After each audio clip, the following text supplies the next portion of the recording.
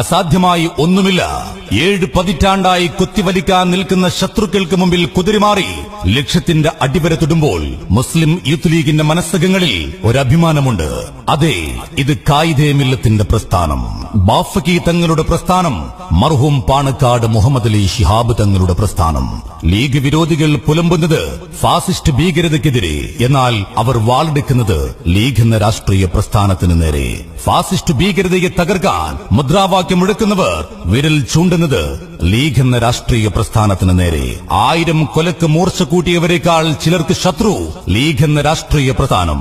ആരോ ചെയ്ത കുറ്റങ്ങൾ ആരോപണമായി കെട്ടിവെച്ച് തകർക്കാൻ ശ്രമിക്കുന്നത് ലീഗ് എന്ന രാഷ്ട്രീയ പ്രസ്ഥാനത്തിന്.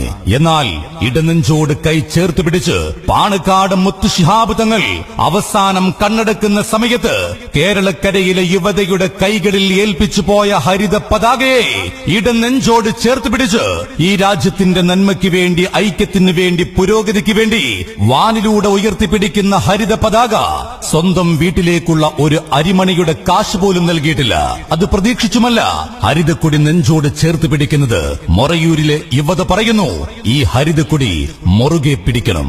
എങ്കിൽ ലീഗ് നൽകുന്ന ഒരു സന്ദേശമുണ്ട്, ലീഗ് പടർത്തിയ ഒരു ആദർശമുണ്ട്, ലീഗ് നടത്തുന്ന നന്മകളുണ്ട്, ലീഗിലൂടെ സാന്ത്വനമേകുന്ന ആയിരങ്ങളുണ്ട്, നന്മയുടെ 1000 ഉറവ പറ്റാത്ത മനുഷ്യ സ്നേഹികളുണ്ട്.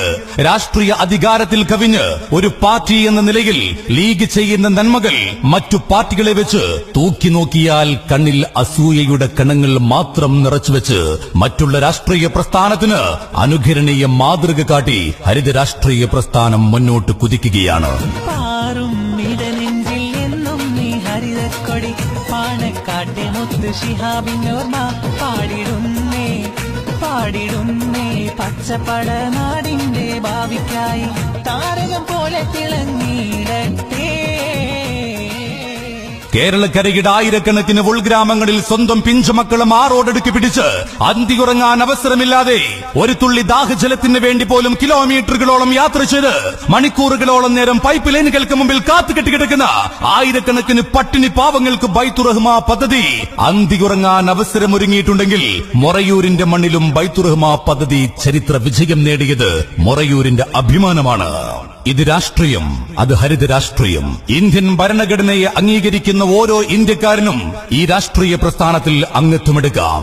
പള്ളിയിൽ പോകുന്ന മുസൽമാനും കുർബാനയ്ക്ക് പോകുന്ന ക്രിസ്ത്യനും അമ്പലത്തറ ചുറ്റുന്ന ഹൈന്ദവനും ഈ മുസ്ലിം ലീഗ് എന്ന രാഷ്ട്രീയ പ്രസ്ഥാനത്തിലുണ്ട്.